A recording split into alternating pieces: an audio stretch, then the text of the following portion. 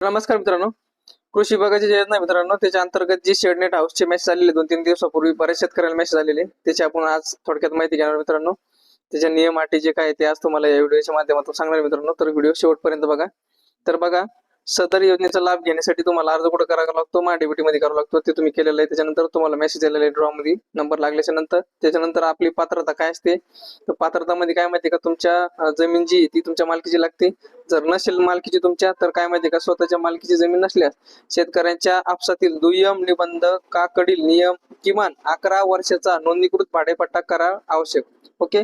त्याच्यानंतर वैयक्तिक शेतकऱ्यांच्या सहकारी संस्था, भागीदारी, निमशासकीय स्वायत्त संस्था, शेतकरी उत्पादक कंपन्या, शेतकरी समूह व बचत गट यांना लाभ घेता येईल. त्याच्यानंतर हे तुम्हाला माहिती आहे, डीबीटी मध्ये काय असतं? प्रथम येणाऱ्याला प्रथम प्राधान्य असतं. त्याच्यानंतर आवश्यक कागदपत्र निवड झाल्याच्या नंतर 7 दिवसात तुम्हाला अपलोड करावं लागते. आता तुम्हाला ते मेसेज येऊन 3 दिवस झालेले मित्रांनो. आता उद्या काय करा, तुम्ही तुमचं लवकरात लवकर कागदपत्र अपलोड करा. आता बघा, याच्यामध्ये क्लिअर दिलेलं आहे, आपण फार्मर आयडी काढले असल्यामुळे 7/12 आणि एकूण जमीन दाखला अपलोड करायची गरज नाही. त्यानंतर वन पट्टा धारक शेतकरी असले त्याबाबतचे प्रमाणपत्र जर असेल वन पट्टा धारक तर अपलोड करा, नसेल तर काही गरज नाही मित्रांनो. चतुर्थी म्हणा कशा, तुम्ही जर व्हॉट्सअप ग्रुपला जॉईन असाल मित्रांनो, तर तुम्हाला जे 4 कागदपत्र पहिले अपलोड करावं लागते ते मी त्या माझ्या ग्रुपला टाकून देईन मित्रांनो, तिथून तुम्ही ते घेऊ शकता. त्याच्यानंतर आधार संलग्न असलेली बँक खात्याची पहिली जी प्रत आहे मित्रांनो, म्हणजे पहिलं पेज ते तुम्हाला ते अपलोड करायचं आहे. त्याच्यानंतर तुम्ही अनुसूचित जाती एससी किंवा एसटी जर असाल तर तुम्हाला तुमचं कास्ट अपलोड करायचं आहे. त्याच्यानंतर हमीपत्र पण अपलोड करायचे, बंधपत्र पण अपलोड करायचे.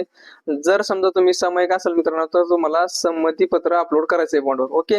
त्याच्यानंतर पाणी तपासणी अहवाल तुम्हाला सध्याच अपलोड करायची गरज नाही. त्याच्यानंतर डीपीआरची सुद्धा आवश्यकता नाही. म्हणजे तुम्हाला 4 कागदपत्र अपलोड करायची. कोणती? जर अनुसूचित जाती जमातीमध्ये असाल तर कास्ट पण अपलोड करावं लागेल, आणि जर समजा तुम्ही सामायिक मध्ये असाल तर संमतीपत्र अपलोड करावं लागेल. म्हणजे टोटल 6. आणि जर नसेल कास्ट मध्ये बसत तर तुम्हाला 4 डॉक्युमेंट अपलोड करावं लागणार, आणि जर सामायिक असेल तर मग 5 होते मित्रांनो. ओके. त्याच्यानंतर कागदपत्रांची छाननी व स्थळ पाहणी करून सहाय्यक कृषी अधिकारी 7 दिवसात करून महाडीपीटीवर अहवाल अपलोड करतील. ओके. त्याच्यानंतर अपलोड केल्याच्या नंतर तालुका कृषी अधिकारी हे पुढील 3 दिवसात पूर्वसंमती देतील. आता 3 दिवसात जर तुम्हाला पूर्वसंमती मिळाली मित्रांनो, तर तुम्हाला ते पूर्वसंमती मिळाल्याच्या नंतर 15 दिवसात तुमचं काम सुरू करावं लागतं, आणि 4 महिन्याच्या आत ते कम्प्लीट करावं लागतं. त्याच्यानंतर ह्या योजनेचं जर तुम्हाला अनुदान पाहिजे असेल मित्रांनो, तर तुम्हाला काय करावं लागतं माहिती आहे का, त्याची एक प्रशिक्षण घ्यावं लागतं. ते 3 ते 5 दिवसाचं असतं मित्रांनो. त्यासाठी या खाली संस्था दिलेली आहे, या कोणत्याही एका संस्थेमध्ये तुम्ही जाऊन तुमची 3 ते 5 दिवसाची ट्रेनिंग काय करायची, कम्प्लीट करायची मित्रांनो. हे बघून घ्या तुम्ही.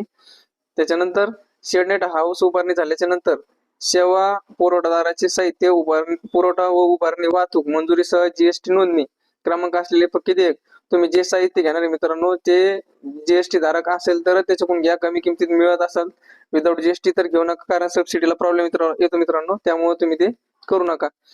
हे वाचून घ्या तुम्ही पण, मी पण वाचून दाखवतो तुम्हाला. जीएसटी नोंदणी क्रमांक असलेले फक्त एक व सेवा पुरवठादाराचे साहित्य ई-वे बिल अपलोड करावे.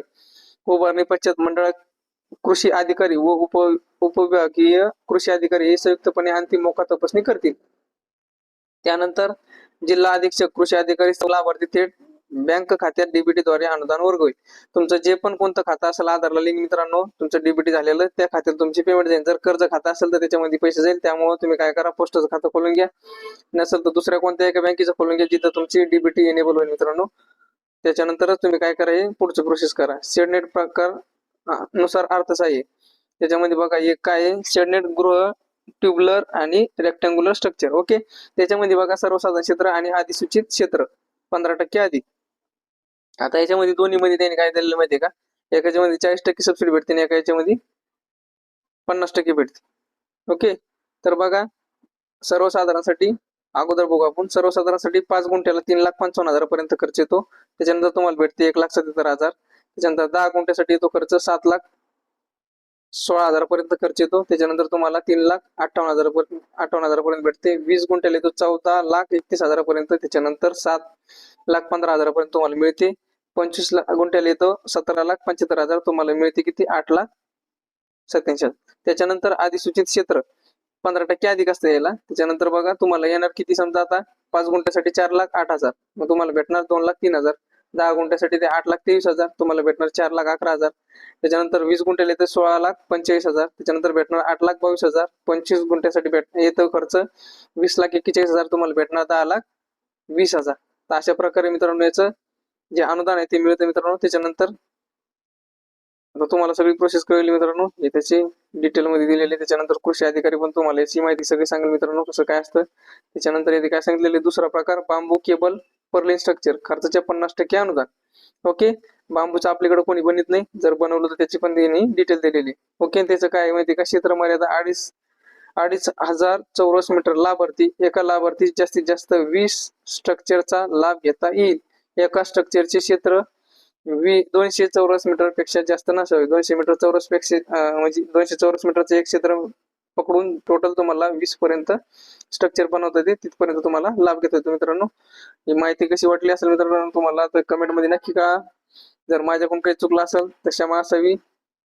नक्कीच याच्यानंतर मी अपडेट करण्याचा प्रयत्न करेन. धन्यवाद.